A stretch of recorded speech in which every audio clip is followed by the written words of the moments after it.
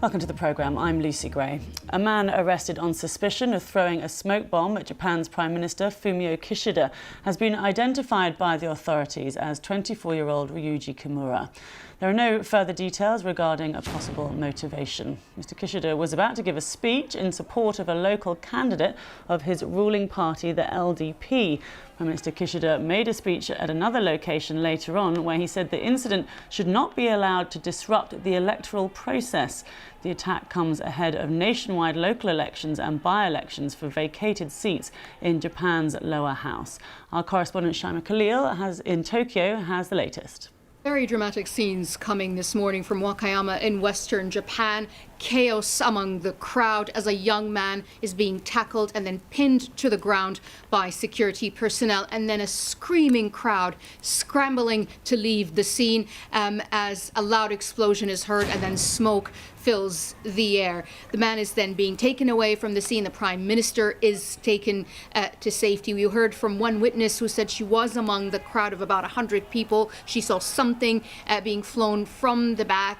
She felt quite uneasy. She ran away with her children, and then she said that she felt stunned. The loud noise made her daughter cry. We understand that the Prime Minister Fumio Kishida was about to give a speech after visiting a port in that area in support of the local candidate of his LDP ruling party in the upcoming local elections. And just as he was about to start, this object was thrown.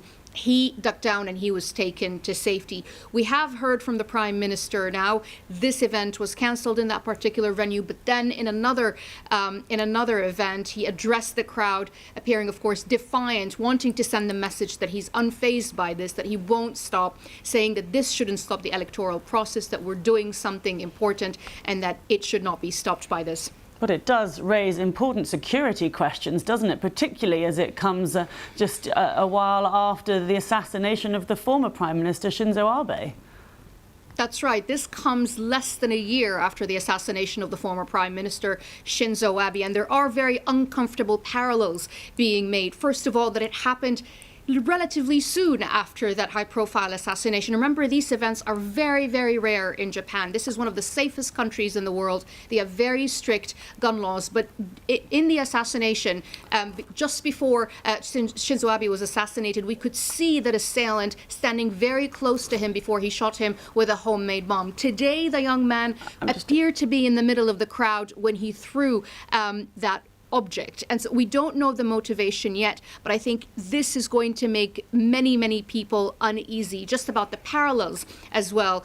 Shinzo Abe was also giving a political speech, and that was what Mr. Kishida was trying to do. Since the assassination of Shinzo Abe, there has been heightened security around politicians, but also a heightened degree of nervousness, and I think today's incident is just going to increase that a lot further.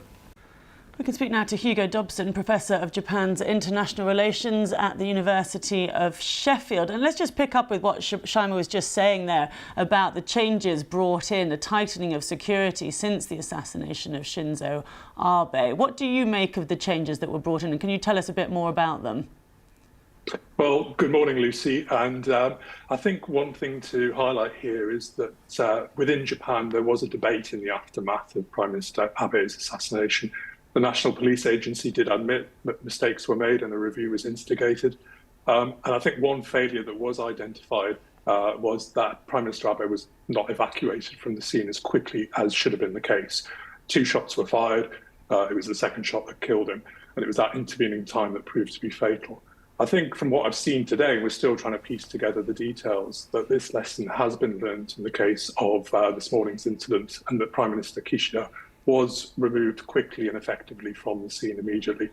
But it's always going to be difficult to mitigate against individuals acting alone with readily available low-tech weapons. So it's a challenge, and it's a challenge that's at the heart of our democracy. We want to be close to our politicians, we want them to be visible, but it does involve certain security risks as well. And I understand, particularly when it comes to sort of the local elections, it's more likely that people will be in crowds sort of nearer the politicians, and they're less stage managed, aren't they, these events? Absolutely. Japanese election campaigns tend to be very up close and personal. Candidates will often try and get into the thick of it, shaking hands with as many voters as possible, actually making physical contact. Rallies are quite common, and senior politicians will attend. Often the Prime Minister will be there to endorse a candidate. Election campaigns in Japan tend to really put the emphasis on the personal, and then that risk will inevitably heighten as a result. But it is interesting to see that Prime Minister Kishida did continue with the scheduled talks today and wasn't fazed by the incident. Okay, well, good to talk to you. Thank you, Professor Hugo Dobson there from the University of Sheffield. Japan is known for being one of the safest countries in the world, making the recent smoke bomb attack on the Prime Minister Fumio Kishida during a local election campaign trail all the more shocking. This attack comes less than a year after the assassination of Mr. Kishida's predecessor Shinzo Abe, who was killed during a speech at a campaign event. Although Mr. Kishida was evacuated quickly and the assailant was tackled promptly, there are still concerns about the security of Japan's political leaders.